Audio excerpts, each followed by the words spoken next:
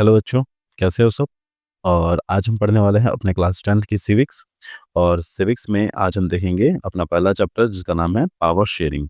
ठीक है, ये फर्स्ट चैप्टर है सिविक्स का। सेकंड चैप्टर हमने पहले ही कंप्लीट कर लिया है, जिसका लिंक आपको यहाँ ऊपर में मिल जाएगा।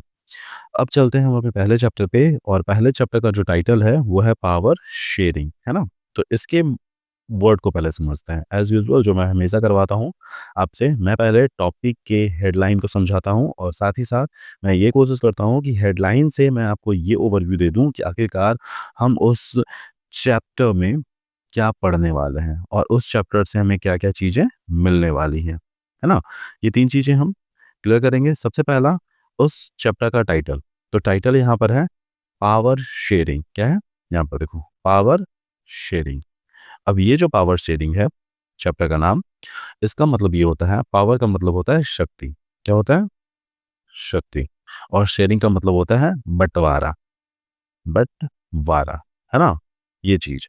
अब बंटवारा किसका किया जाएगा? शक्ति का किया जाएगा। ऐसा क्यों? क्या ये जरूरी है?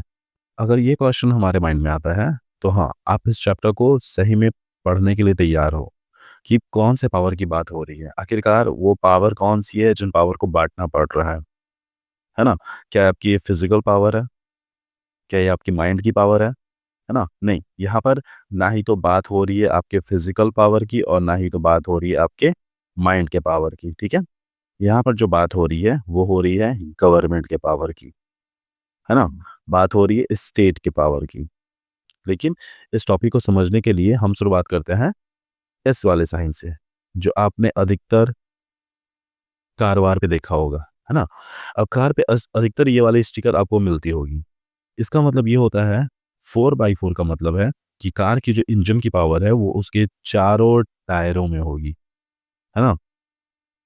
ये चीज कि इन केस ऐसा इसलिए किया जाता है कि पहले जो कार बनती थी उसके पीछे वाले दो टायरों में पावर होती थी, और वही दो टायर आगे वाले टायर को धक्का देते थे, और आगे वाले टायर का काम होता था बस स्टेयरिंग से इन व्हील्स को कंट्रोल करना कि उसे राइट में जाना है या लेफ्ट में जाना है।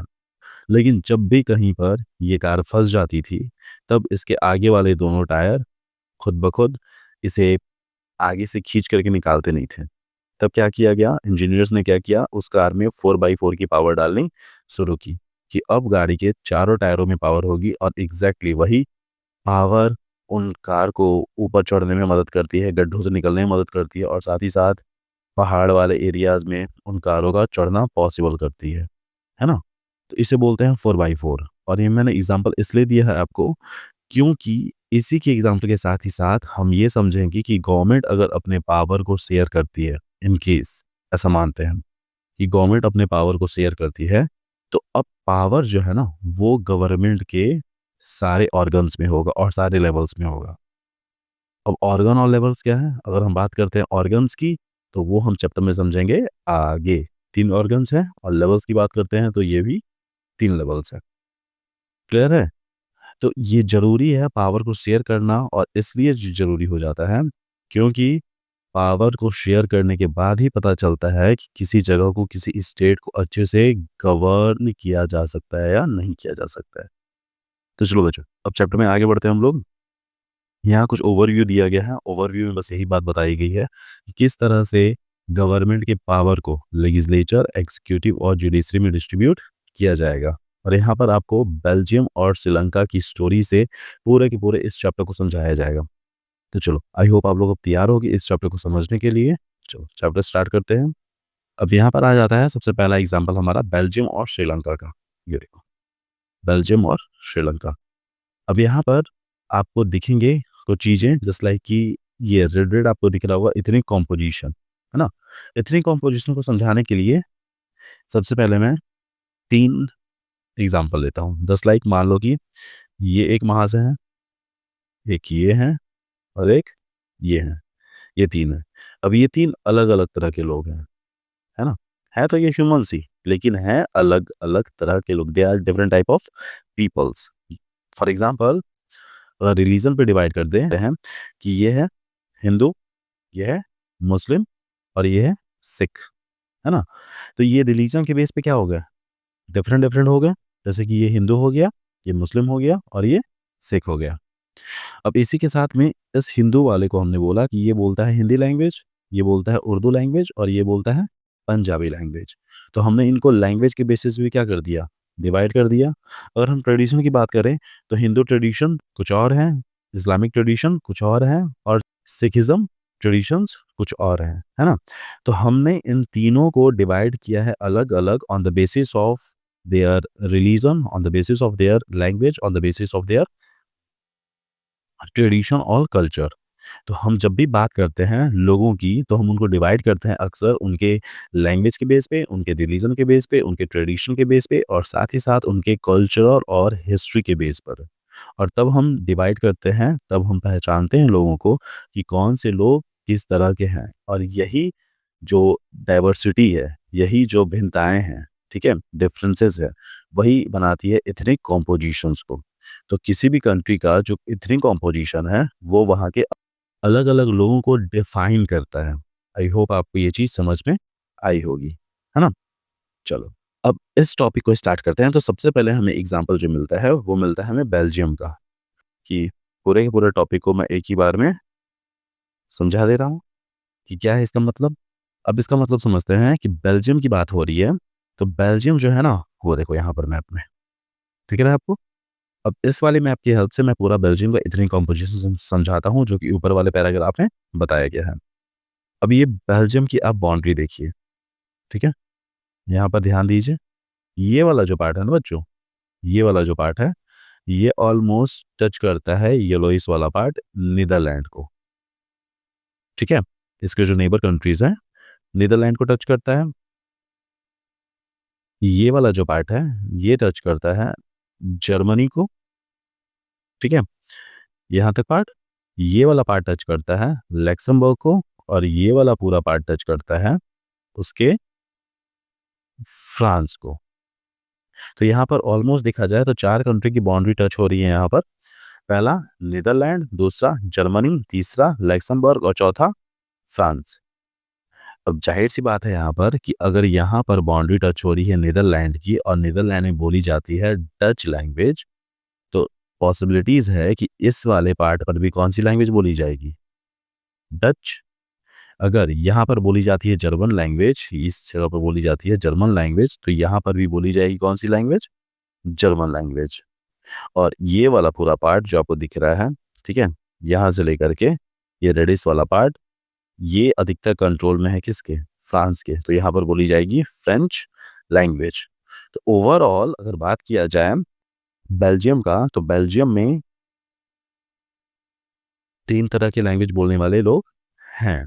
पहला कौन सा, डच वाले, दूसरा कौन सा, फ्रेंच वाले, तीसरा कौन से, जर्मन वाले। आई होप ये चीजें क्लियर होगी बच्चों। अब इसे फिर से क्लियर करके एक बार और समझ लेते हैं ताकि क्लैरिटी बनी रहे। अब यहाँ पर देखो ये जो येलोइस वाला पार्ट है वो है डच का, ठीक है, डच का पार्ट है। ये वाला जो पार्ट है वो है फ्रेंच का पार्ट,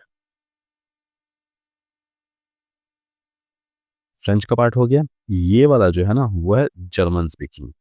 अब ये थे कितने कितने, ऑलमोस्ट अगर देखा जाए तो पूरे के पूरे बेल्जियम में डच बोलने वाले 59% थे, फ्रेंच बोलने वाले 40% थे और जर्मन बोलने वाले 1% थे, है ना। ये है इसकी इतनी कॉम्पोजिशन। ये वाला जो पार्ट आपको दिख रहा है ये डिवाइडेड वाला, यहाँ पर जो बाउंड्री दिख रही है इसके नीचे वाला पार्ट को बोला जाता है वलोनिया रीजन और ऊपर वाले पार्ट को बोला जाता है फ्लेमिश रीजन। तो फ्लेमिश में रहने वाले कौन लोग थे, डच, जिनकी पॉपुलेशन कितनी थी 59%। और वलोनिया रीजन में रहने वाले लोग लोग कौन थे, फ्रेंच, जिनकी पॉपुलेशन थी 40%, ठीक है। आई होप आपको ये चीज समझ में आ गया होगा। और ये वाला छोटा सा पार्ट जर्मन स्टेट्स का है और यहाँ पर 1% लोग बोलते हैं जर्मन। आई होप यहाँ तक पूरा का पूरा इतनी कॉम्पोजिशन आपका क्लियर रहा होगा, ठीक है। फिर से मैं एक बार नेबर कंट्रीज लिख दूं, नीदरलैंड, जर्मनी, लैक्समबर्ग और फ्रेंच यानी कि फ्रांस। आई होप यहाँ तक क्लियर है बच्चों, है ना। अब बात करते हैं इसकी साइज की। तो इसका जो साइज है ऑलमोस्ट इंडिया के हरियाणा स्टेट जितना बड़ा है और हरियाणा की पॉपुलेशन है 2 करोड़ लेकिन बेल्जियम की पॉपुलेशन है 2 करोड़ से थोड़ी सी ज़्यादा, है ना? तो ये पूरा का पूरा बेल्जियम का एथनिक कंपोजिशन हो गया। अपने बुक में ये वाला पूरा का पूरा सेक्शन पढ़ सकते हो बच्चों, है ना? ये पूरा का पूरा सेक्शन पढ़ सकते हो, आपको समझ में आएगा अब। और बात करते हैं यहाँ की माइनॉरिटी की, तो प्रॉब्लम्स क्या थी लोगों के बीच में? तो अगर प्रॉब्लम की बात करते हैं, तो प्रॉब्लम जो है ना, यहाँ के माइनॉरिटी फ्रेंच स्पीकिंग, माइनॉरिटी का मतलब ये होता है जिनकी संख्या कम होती है। तो फ्रेंच कितने थे? ऑलमोस्ट 40%, है ना? तो माइनॉरिटी वहाँ की मेजॉरिटी के मुकाबले ज़्यादा अमीर और पावरफुल थे, ठीक है? Communities relatively rich and powerful. This was resented by the Dutch speaking community who get the benefit of economic development and education much later, है ना? ये चीज। अब प्रॉब्लम यहाँ पर ये आ रही थी कि वहाँ की जो माइनॉरिटी थी यानी कि फ्रेंच स्पीकिंग लोग, वो वहाँ के मेजोरिटी यानी कि डच स्पीकिंग लोग जो कि 59% थे, उनसे ज़्यादा अमीर और पावरफुल थे, ठीक है? और पावरफुल और अमीर होने की वजह से ऐसा उनको लगता था, यानी कि डच वालों को लगता था कि उनका इकोनॉमिक डेवलपमेंट और एजुकेशन उनको देर से मिला है। किसकी वजह से? माइनॉरिटी की वजह से, जो कि थे वहाँ पर फ्रेंच। अब आपके दिमाग में एक सवाल घूम रहा होगा कि सर यहाँ पर 1% जर्मन है, इनको माइनॉरिटी में क्यों नहीं रखा गया? ज़ाहिर-सी बात है, सोचने वाली बात है बच्चों, है ना? तो इसलिए नहीं रखा गया ना कि अगर हम जर्मनी को देखें तो हम ऑलमोस्ट टाइम पीरियड जो पढ़ रहे हैं बच्चों, वो टाइम पीरियड है 1950 से 1916 के बीच में। और यहाँ पर Germany continuously 1940 to 18 first world war और 1939 to 45 second world war, world war one और वर्ल्ड वॉर टू, ये दोनों वॉर हारने के कारण जर्मनी की जो स्टेट्स हैं वो काफ़ी कमज़ोर हो जाते हैं और उन पे बहुत सारे सैंक्शंस लगाए जाते हैं, जिसकी वजह से जर्मनी अपनी बाउंड्री को एक्सपेंड नहीं करता है और साथ ही साथ उसकी पावर को भी कम कर दिया जाता है, ठीक है? बहुत दूसरे सारे फोर्सेस के थ्रू। इसीलिए यहाँ पर 1% जर्मन्स को नेग्लेक्ट कर दिया जाता है और माइनॉरिटी में माना जाता है किसको? 40% फ्रेंच को। तो ओवरऑल ये चीज़ क्लियर हुआ होगा। आज से पहले ये चीज़ आपको किसी ने नहीं बताया होगा। रीज़न ये है कि टीचर्स अक्सर अक्सर जो बताते हैं वो बुक के अकॉर्डिंग ही बताते हैं। वो बुक से ज़्यादा इधर-उधर जाना पसंद नहीं करते हैं। लेकिन मेरी आदत है मैं बुक छोड़ कर के बहुत डिटेल से और डीपली नॉलेज आपको पास ऑन करता हूँ, ताकि आपके एग्ज़ाम्स में जो आंसर आप लिखो, ठीक है? जो आंसर आप लिखो, आंसर राइटिंग करो वहाँ पर, ठीक है?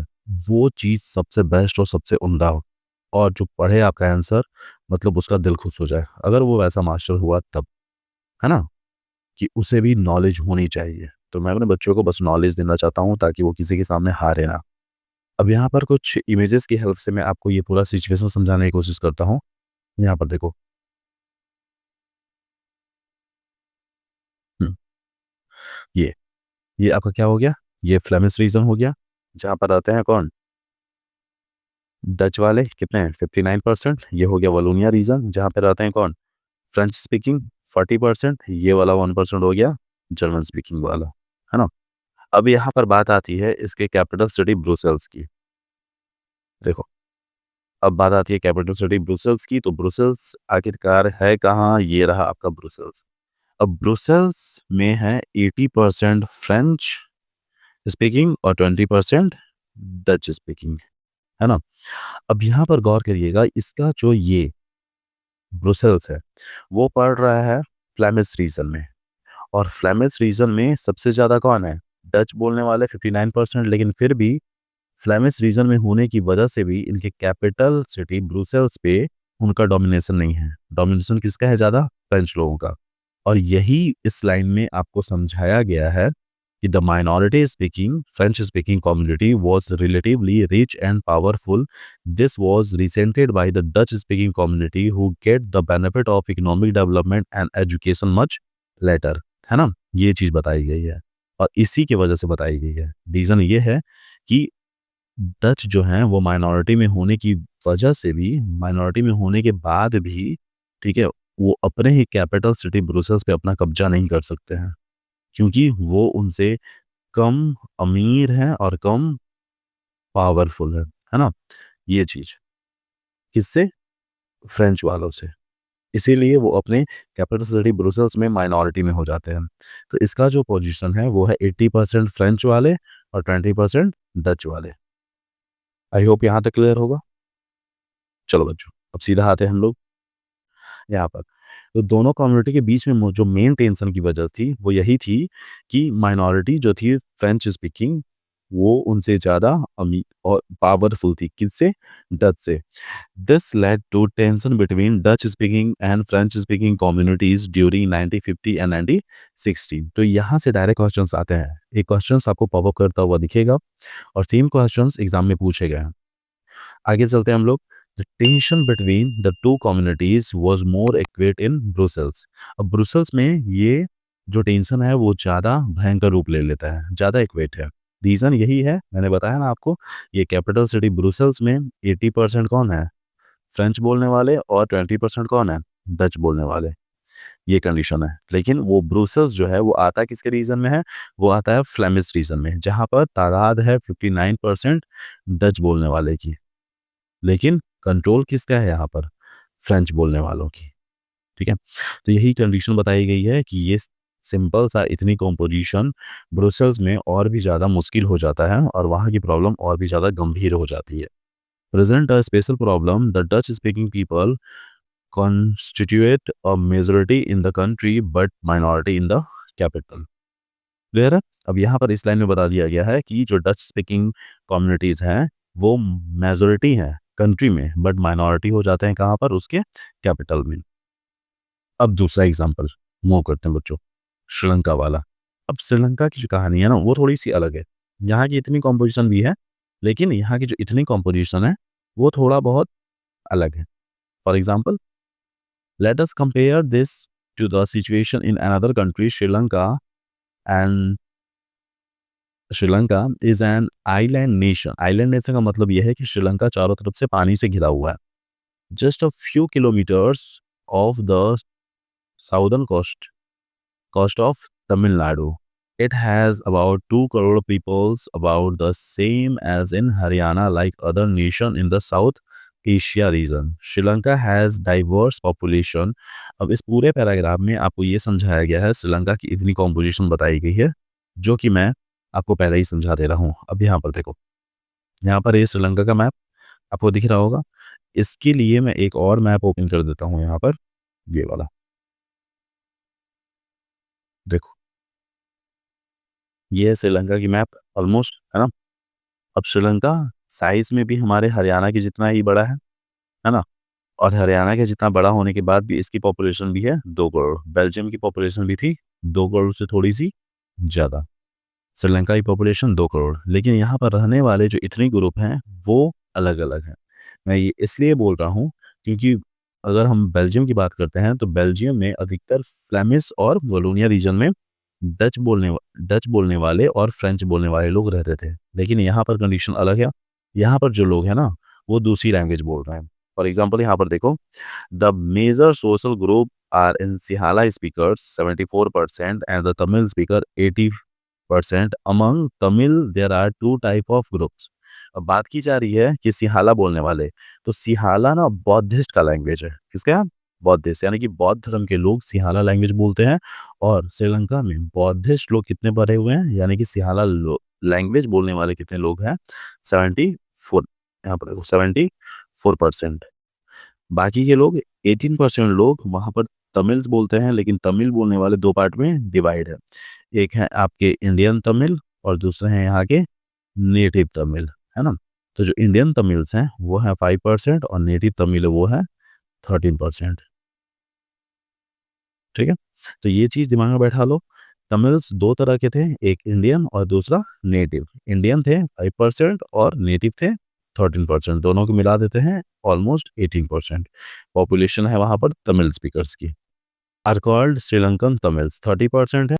अब आगे बढ़ते हैं, तो यहाँ पर इतने सारे तमिल्स आए कहाँ से? तो यहाँ देखिए, प्लांटेशन वर्कर्स, यानी कि अगर हम बात करते हैं श्रीलंका की, तो यहाँ पर आपने पढ़ा कि श्रीलंका कुछ ही कोस्टल एरियाज, जैसे कि कुछ ही किलोमीटर अपने साउदर्न कोस्ट ऑफ तमिलनाडु से में स्टैब्लिश्ड है। अगर बात की जाए इंडियन कोस्टल लाइन की, तो इंडिया का जो तमिलनाडु है ना उससे कुछ ही किलोमीटर दूर इसकी बाउंड्री टच होती है श्रीलंका की बाउंड्री है ना, ये चीज वही बात यहाँ बताई गई है। तो बगानों से काम करने के लिए यानी कि प्लांटेशन वर्कर के तौर पे ब्रिटिशर्स बहुत सारे तमिलियंस को लेकर के आए थे श्रीलंका काम करवाने के लिए, और जब उनका काम हो जाता था तो वो उन प्लांटेशन वर्कर्स को उसी जगह पर छोड़ देते थे जैसे वो अफ्रीका में किया करते थे। आई होप यहाँ तक समझ में आया होगा बच्चों। ड्यूरिंग द कॉलोनियल पीरियड, ठीक है वही बात है, during the colonial period are called Indian Tamils as you can see from the map, जैसे कि तुम मैप में देख सकते हो। अब यहाँ की इतनी कॉम्पोजिशन हो गई, आगे देखते हैं क्या क्या चीजें बताई गई हैं। Sri Lanka Tamil are concentrated in the northern and east of the country. Most of the Sinhala speaking peoples are Buddhist, while most of the Tamil and are Hindu or Muslims. They are about 7% Christians who are both Tamil and Sinhala. तो बात होती है यहाँ पर उसके religion wise. तो religion wise देखें तो रिलीजन वाइज देखा जाए अगर, तो रिलीजन वाइज श्रीलंका में यहाँ के एक बौद्धिस्ट लोग थे पहला, दूसरा हिंदू, तीसरा मुस्लिम और चौथा क्रिश्चियंस, है ना। तो सिंहाला बोलने वाले जो श्रीलंकन्स थे वो अधिकतर बौद्धिस्ट थे, जो हिंदू मुस्लिम थे वो बोलते थे तमिलियन लैंग्वेज, और जो क्रिश्चियंस थे वो दोनों लैंग्वेज बोलते थे, वो सिंहाला ही बोलते थे, वो तमिलियन भी बोलते थे। ये चीज है। प्रॉब्लम वहां से शुरू होती है जब एक्ट बनाया जाता है, ठीक है, श्रीलंका में। आइएगा देख लेते हैं। Just imagine what could happen in situation like Belgium, the Dutch community could take advantage of its numerical majority and force it well on the France and German speaking population. अब यहाँ बोला जा रहा है थोड़ा सा एक हाइपोथेटिकल इमेजिनेशन करने के लिए आपको बोला जा रहा है कि सोच के देखिए जैसा हाल बेल्जियम का है सेम हाल अगर श्रीलंका का हो तो किस तरह का होगा। मेजोटेरियनिज्म इन श्रीलंका में इस वाले टॉपिक को समझते हैं हम लोग, है ना, ये कंडीशन हो। चलो अब स्टार्ट करते हैं यहाँ पर। अगर हम बात करते हैं मेसोटेरियनिज्म इन श्रीलंका में, तो यहाँ पर देखो बच्चों ध्यान देते हैं। यहाँ पर मेसोटेरियनिज्म का मतलब है बहुसंख्यवाद। अब इसका मतलब ये हो जाता है मेजोरिटी से ये वर्ड बना है, और मेजोरिटी का मतलब होता है जिनकी संख्या ज्यादा होती है, ठीक है, जो नंबर्स में ज्यादा होते हैं। और ये आइडियोलॉजी बन जाती है, और इस आइडियोलॉजी के अकॉर्डिंग लोग ये मानते हैं कि उनकी संख्या अगर ज़्यादा है, उनकी संख्या अगर ज़्यादा है तो वो क्या करेंगे, वही वहाँ पर रूल करेंगे। तो श्रीलंका में भी सेम कंडीशन यही थी। वहाँ पर 74% कौन सी लैंग्वेज बोलने वाले लोग थे, सिंहाला। 18% कौन सी लैंग्वेज बोलते थे, तमिलियंस, ठीक है। और तमिलियंस दो तरह के थे, एक इंडियन तमिलियंस और दूसरे नेटिव तमिलियंस, है ना, ये कंडीशन थी। तो वहाँ पर मेजोरिटी किसकी थी, सिंहाला की मेजोरिटी थी। तो मेजोरिटी की वजह से जब भी वहाँ पर इलेक्शंस होते थे, ठीक, तो उन इलेक्शन का जो नतीजा आता था, जो फैसला आता था, वो हमेशा से बुद्धिस्ट की तरफ रहा है, वो हमेशा से बुद्धिस्ट की तरफ रहा है। और बुद्धिस्ट थे टोटल 74%, यानी कि 74% लोग सिंहाला लैंग्वेज बोलना प्रेफर करते थे। और साथ ही साथ अब उसमें होती है इलेक्शन। तो यहाँ पर देखो, यहाँ पर बताया गया है Sri Lanka emerge as an independent country in 1940। Sri Lanka 1940 में एक इंडिपेंडेंट स्टेट के तौर पे इमर्ज किया जाता है, और उसके जो लीडर्स होते हैं ना of the Sinhala community sought to secure dominance over government by virtue of their majority. अब वहाँ के लोग जैसे ही ब्रिटिशर्स छोड़ करके जाते हैं उस पूरे के पूरे आइलैंड को, अब वहाँ पर जो सिंहाला कम्युनिटी के लोग होते हैं यानी कि बौद्धिस्ट लोग होते हैं, वो पूरे के पूरे आइलैंड पर अपना प्रभुत्व जमाना शुरू करते हैं, अपना कब्जा करना स्टार्ट करते हैं। तो वो वहाँ पर इस्टेब्लिश करते हैं डेमोक्रेसी, है ना, डेमोक्रेसी इस्टेब्लिश किया जाता है। और जैसे ही डेमोक्रेसी इस्टेब्लिश किया जाता है तो डेमोक्रेसी का जो मेन फीचर है वो है इलेक्शन। और जब भी इलेक्शन करवाया जाएगा तो जो 74% लोग हैं वो किसके फेवर में वोट करेंगे, बोलो, सिंहाला के फेवर में। और जैसे ही सिंहाला के फेवर में वो वोट करेंगे तो हर बार किसकी गवर्नमेंट बनेगी, बौद्धिस्ट की गवर्नमेंट बनेगी, क्योंकि उनका टोटल पॉपुलेशन है 74%। आई होप यहाँ तक बच्चों आपका क्लियर रहा होगा, ठीक है। तो जैसे ही वहां पर गवर्नमेंट बनाई जाती है तो गवर्नमेंट हमेशा बनती है किसकी, सिंहाला की, जिसकी वजह से ये जो फीलिंग है जो मेजोटेरियन है, ठीक है?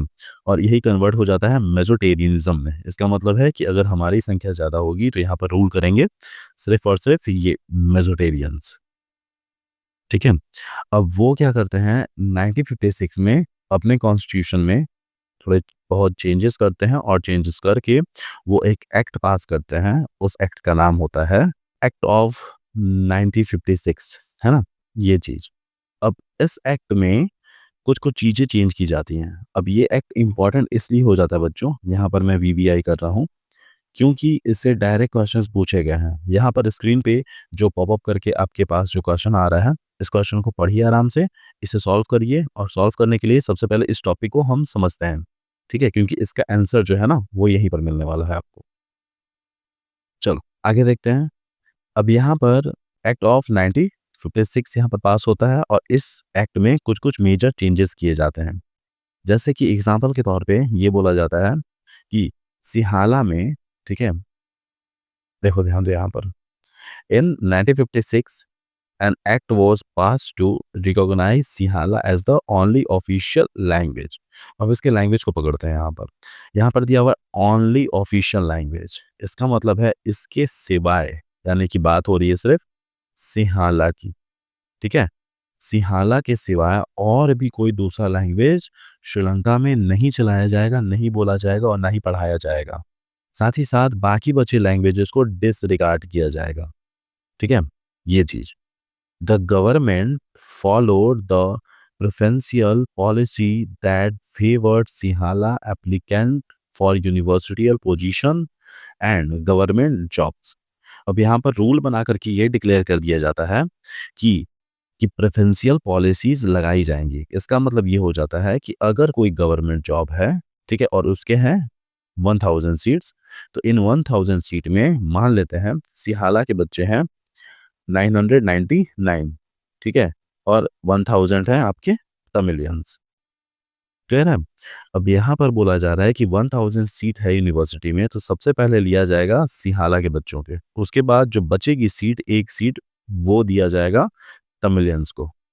तो ये होता है प्रेफरेंशियल पोजीशन पॉलिसीज कि हम पहला प्रेफरेंस किसको देंगे, हम सिंहाला को देंगे। भले हम पॉपुलेशन में ज़्यादा हो कम हो इससे फ़र्क नहीं पड़ता है, लेकिन हम प्रेफरेंस किसको देंगे, सबसे पहले देंगे सिंहाला को। और यही बात किया गया, यही चीज़ किया गया उसके कॉन्स्टिट्यूशन में। इसीलिए उस कॉन्स्टिट्यूशन को बोला गया क्या, प्रेफरेंशियल पोजीशंस, है ना, प्रेफरेंशियल पॉलिसीज बोला गया। आई होप यहाँ तक आपको क्लियर होगा बच्चों। तीसरा काम किया गया, a new constitution stipulated that the state shall protect and foster Buddhism. अब यहाँ पर प्रॉब्लम ये थी कि कॉन्स्टिट्यूशन में जोड़ा गया एक नया कानून कि श्रीलंका में सिर्फ और सिर्फ एक ही धर्म को बचाया जाएगा, ठीक है, संभाला जाएगा, और वो होगा बुद्धिज्म। बुद्धिज्म के अलावे यहाँ पर कोई दूसरा रिलीजन की जगह नहीं दी जाएगी। आप खुद से ही सोच के देखो, वो एक तमिल लैंग्वेज को जगह नहीं दे रहे हैं, तो वो किसी रिलीजन को जगह नहीं देने वाले हैं। तो यहाँ पर जो क्वेश्चन अभी कुछ देर पहले आपको दिखाया गया था, उस क्वेश्चन के अकॉर्डिंग यहाँ पर 3 काम किया गया था।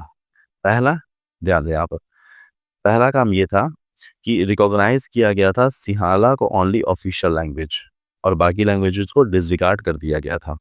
दूसरा, गवर्नमेंट फॉलो कर रही थी प्रेफरेंशियल पॉलिसीज, जिसमें सबसे पहले जॉब और यूनिवर्सिटी में जो पोजीशंस है वो दिए जाएंगे किसको, सिंहाला के बच्चों को, है ना, ये दूसरा था।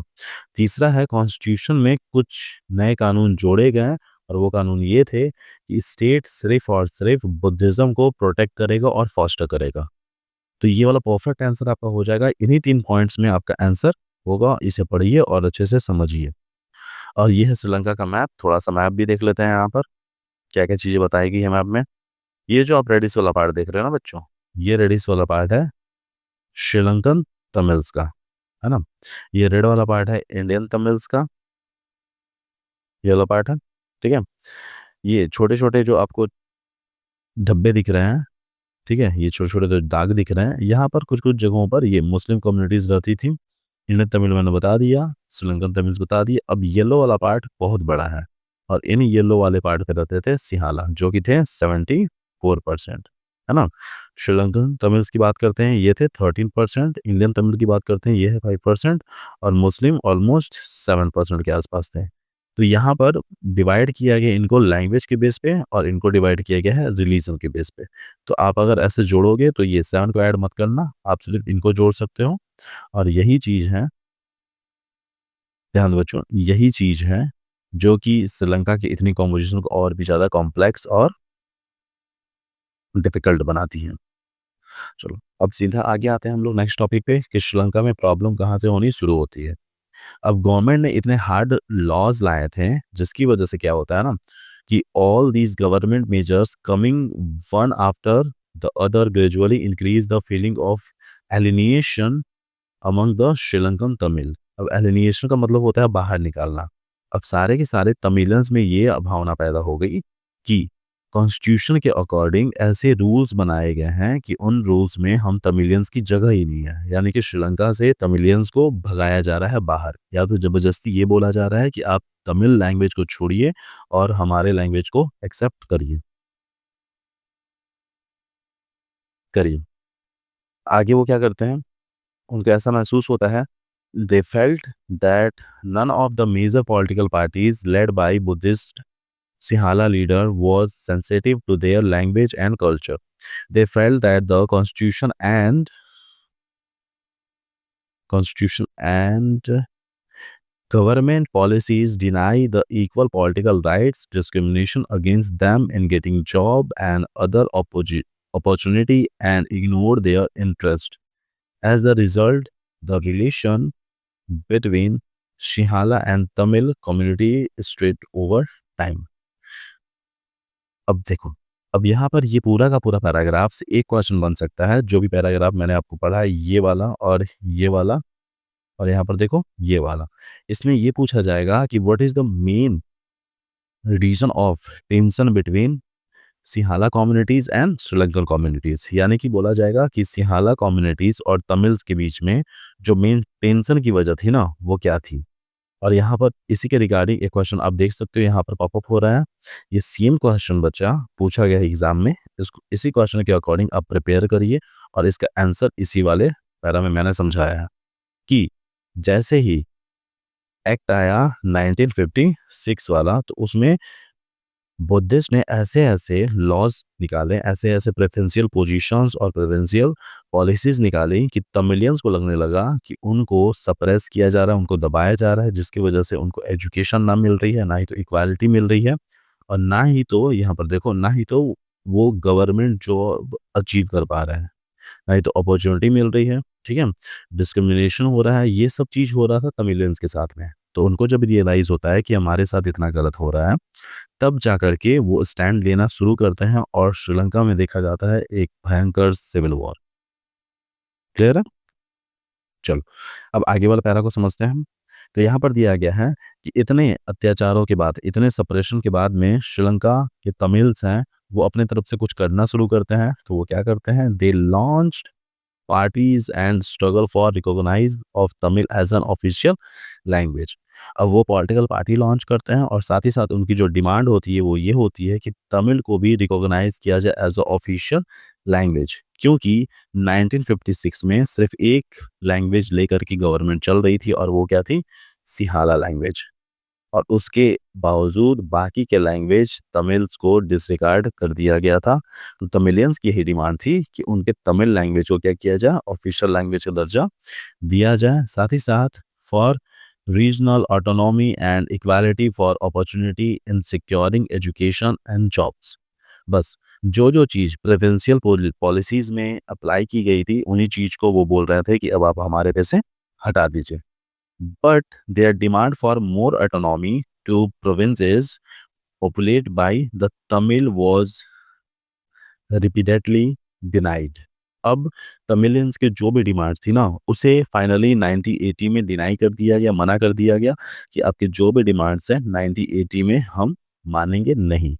यानी कि एक्ट आया था 1956 में, देख रहे हो? एक्ट आया था 1956 में और ऑलमोस्ट यहाँ से बच्चे 24 ईयर्स तमिलियंस सिर्फ रिक्वेस्ट करते हैं, उनसे अनुरोध करते हैं कि आप हमारे भी तमिल लैंग्वेज को रिकॉग्नाइज करिए, हमें भी जॉब में इक्वल अपॉर्चुनिटीज़ दीजिए। लेकिन फाइनली 1980 में आकर के सिहाला वाले ये बोल देते हैं कि हम आपकी एक भी डिमांड फुलफिल नहीं करेंगे। तब जा कर के वो सारे के सारे तमिलियंस का गुस्सा फूटता है और श्रीलंका में होती है सिविल वॉर। अब सिविल वॉर उस कंडीशन को बोलते हैं जो कि एक कंट्री के अंदर हो। फॉर एग्जांपल मान लो कि ये दो कंट्री है, ये कंट्री बी और ये कंट्री ये दोनों आपस में लड़ रहे हैं, तो ये होगी वॉर, है ना, ये कंडीशन होगी। लेकिन अगर ये दोनों कंट्री आपस में नहीं लड़ रहे हैं, लेकिन इसमें क्या है कि ये जो कंट्री ए है, इसी के अंदर एक ग्रुप यहाँ पर है, दूसरा ग्रुप यहाँ पर है, और ये दोनों आपस में लड़ रहे हैं, जिसका बाहरी किसी भी देश से कोई लेना देना नहीं है और जिसका इम्पैक्ट इंडिया के बाहर या इस देश के बाहर नहीं जा रहा है, इसका इम्पैक्ट देश के अंदर ही रह रहा है, तब वो कहलाएगी सिविल वॉर। कंडीशन क्लियर है? सिविल वॉर इसका मतलब है कि ये कंट्री के अंदर ही लड़ा जाएगा। तो ये श्रीलंका की कंडीशन होती है। यहाँ तक आई होप आपको समझ में आ चुका होगा। अब आगे बच्चों आते हैं एकोमोडेशन इन बेल्जियम पे, है ना। अब इस टॉपिक को समझते हैं बढ़िया से हम लोग। अब एकोमोडेशन इन बेल्जियम का मतलब ये होता है कि बेल्जियम में कैसे समझौता किया गया। अब एकोमोडेशन का मतलब होता है समझौता, समझौता, है ना। तो समझौता करना ही क्यों है? इसका मतलब है कि समझौता इसलिए जरूरी हो जाता है कि दो कम्युनिटीज आपस में लड़े ना, ठीक है, देश के अंदर। जैसे श्रीलंका में हमने सिविल वॉर वाली कंडीशन देखी, वैसा ही कंडीशन ये नहीं चाहते हैं कि सेम कंडीशन बेल्जियम में हो। तो बेल्जियम ने अपने इथनिक कॉम्पोजिशन को ऑलमोस्ट संभाल लिया था, पावर को इक्वल शेयर करके। अब आपको समझ में आ रहा होगा कि पहले एनसीईआरटी में लिखी गई बातें, पहले एनसीईआरटी में लिखी गई बातें हमें ये बताती हैं कि आप पहले श्रीलंका देख लो कि उसने अपने इथनिक कॉम्पोजिशन को नहीं संभाल पाया। अब आपको दिखाया जाता है बेल्जियम का, है ना। तो बेल्जियम को देख करके ये डिसाइड करो कि बेल्जियम ने कैसे अपने पावर को शेयर किया और अपने कंट्री को बहुत अच्छे तरीके से गवर्न किया, लेकिन श्रीलंका ने अपने पावर को शेयर नहीं किया। उसकी वजह से यहाँ पर सिविल वॉर देखने के लिए मिलता है। कंडीशन क्लियर है? अब आते हैं बेल्जियम ने कैसे आखिरकार ये समझौता किया, कैसे एकोमोडेशन किया कि बेल्जियम के सारे इथनिक ग्रुप यानी कि जो 59% डच वाले थे और 40% फ्रेंच वाले थे, अब वो कैसे एक ही जगह पर एक साथ इक्वल पावर को एंजॉय करते हुए रहते हैं। तो देखते हैं वही arrangements. The Belgian leaders took a different path, यानी कि बेल्जियम के जो लीडर थे उन्होंने दूसरा तरीका अपनाया। They recognize the existence of regional differences and cultural diversity. उन्होंने बहुत अच्छे से रिकॉग्नाइज किया कि डच वालों की डिमांड क्या है और फ्रेंच वालों की डिमांड क्या है, उनकी कल्चरल डाइवर्सिटी क्या है और इनकी कल्चरल डाइवर्सिटी क्या है। इसीलिए उन्होंने लगभग 1970 से लेकर के 1993 में अपने कॉन्स्टिट्यूशन को 4 बार चेंज किया। कितने बार चेंज किया? 4 बार। यहाँ एमसीक्यू में क्वेश्चंस आ सकते हैं कि बेल्जियम ने ड्यूरिंग 1917 टू 1993 में अपने कॉन्स्टिट्यूशन को कितने बार चेंज किया था? तो आंसर होगा 4 times they change our constitutions. और फाइनली जब उन्होंने चौथी बार कॉन्स्टिट्यूशन को चेंज किया तो उसमें इतने अच्छे अरेंजमेंट्स किए कि दोनों इथनिक ग्रुप यानी कि डच वाले भी और फ्रेंच वाले भी दोनों एक साथ एक ही कंट्री में सेम पावर इंजॉय करके अच्छे से रह रहे थे। As to work out an arrangement that would enable everyone to live together within the same country। जो भी मैंने आपको समझाया, the arrangement they work out in different from any other country and is very innovative। Here are some of the element of the Belgian model। अब बताया जा रहा है कि उन्होंने अपने कंट्री के कॉन्स्टिट्यूशंस में क्या क्या चेंजेस किए हैं। तो उन्होंने टोटल 4 चेंजेस किए थे, है ना। एक चेंजेस आपके दूसरे वाले पेज पे है। तो इन्हीं 4 चेंजेस को करके उन्होंने अपने बेल्जियम के इतने कॉम्पोजिशन को बहुत ही अच्छे से एकोमोडेट कर लिया, ठीक है, समझौता कर लिया। तो इन चारों चीज़ों के बारे में पहले पढ़ते हैं कि चारों चेंजेस किए क्या गया था। चलो, तो पहला आते हैं हम लोग कॉन्स्टिट्यूशन प्रिस्क्राइब्स पे। Constitution prescribe that the number of Dutch and French speaking ministers shall be equal in the central government, है ना। तो इसका मतलब ये हो जाता है, ये बोला गया कि जो मिनिस्टर्स होंगे सेंट्रल गवर्नमेंट में, इसका मतलब है कि यहाँ पर मान लीजिए कि ये बेल्जियम, ठीक है। अब इस बेल्जियम में यहाँ पर है फ्लैमिश रीजन और यहाँ पर है वलोनिया रीजन, है ना। यहाँ पर है मान लीजिए सेंट्रल गवर्नमेंट। तो सेंट्रल गवर्नमेंट में दोनों के इक्वल रिप्रेजेंटेटिव काम करेंगे, जैसे कि इंडिया में करते हैं। इंडिया में टोटल लोकसभा के इंडिया में टोटल जो लोकसभा है, और लोकसभा में जो 543 लोग हैं, वो इंडिया के हर कोने से चुन करके आते हैं और आकर के एक जगह बैठ करके काम करते हैं। तो यही बोला गया कि यहाँ पर जो कॉन्स्टिट्यूशन बनाया गया और कॉन्स्टिट्यूशन में लिखा गया कि डच और फ्रेंच स्पीकिंग जो पीपल्स होंगे, उनके जो भी मिनिस्टर्स होंगे, वो नंबर में इक्वल होंगे सेंट्रल गवर्नमेंट में। Some special law require the support of majority of members from each linguistic group, thus no single community can make decision unilaterally. ठीक है, अब ये बोला गया इसमें कि अगर पावर मिनिस्टर में इक्वल शेयर किया जाएगा, तब कोई भी अकेला कम्युनिटी, चाहे वो डच कम्युनिटी हो चाहे वो फ्रेंच कम्युनिटी हो, वो अकेला किसी भी डिसीजन को कैरी नहीं कर सकता, वो अकेला किसी डिसीजन को ले नहीं सकता है। तो इसलिए सबसे पहला काम किया गया कि नंबर्स ऑफ मिनिस्टर्स इक्वल रखे गए सेंट्रल गवर्नमेंट में। ठीक है, दूसरा काम क्या किया गया, many powers of the central government have been given to the state government of the two region of the country. अब जैसा आपको मैप में मैंने बताया था, मैप में बेल्जियम फ्लेमिश रीजन और वलोनिया रीजन में डिवाइड था। अब ये बोला गया फ्लेमिश रीजन में आप अलग अपनी अलग गवर्नमेंट बना लीजिए और वलोनिया रीजन में आप अपनी अलग गवर्नमेंट बना लीजिए, और दोनों अपनी अलग अलग गवर्नमेंट बना करके अपने अपने टेरिटरी में अच्छे से रूल करिए। आपको जो भी रूल रेगुलेशन है आप अपने रीजन में चला सकते हैं। जैसे कि फ्लेमिश वाले चाहते हैं हम अपने स्कूलों में डच लैंग्वेज पढ़ाएं तो वो पढ़ा सकते हैं, और वलोनिया वाला चाहता है कि अगर हम अपने रीजन में फ्रेंच लैंग्वेज पढ़ाना चाहते हैं तो हम पढ़ा सकते हैं। इसमें कोई भी इंटरफेयर नहीं किया करेगा। इसका मतलब था सीधा सा बात कि वो क्या कर सकते हैं, अपने स्टेट बना सकते हैं। तो बेल्जियम में दो स्टेट्स बनाए गए, एक फ्लेमिश और दूसरा वलोनिया।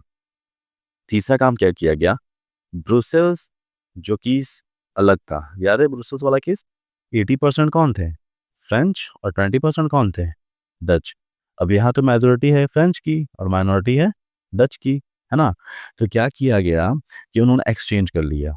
अब फ्रेंच वालों ने बोला कि वो कंट्री में माइनॉरिटी है, ठीक है, तो डच वालों ने बोला कि हम कैपिटल में माइनॉरिटी हैं। तो उन्होंने बोला एक काम करते हैं, ठीक है, फ्रेंच वालों ने बोला कि हम आपको उसके कैपिटल में यानी कि ब्रुसेल्स में इक्वल रिप्रेजेंटेशन दे देंगे। आधे एमपी जो होंगे वो डच के होंगे, आधे एमपी जो होंगे वो फ्रेंच के होंगे।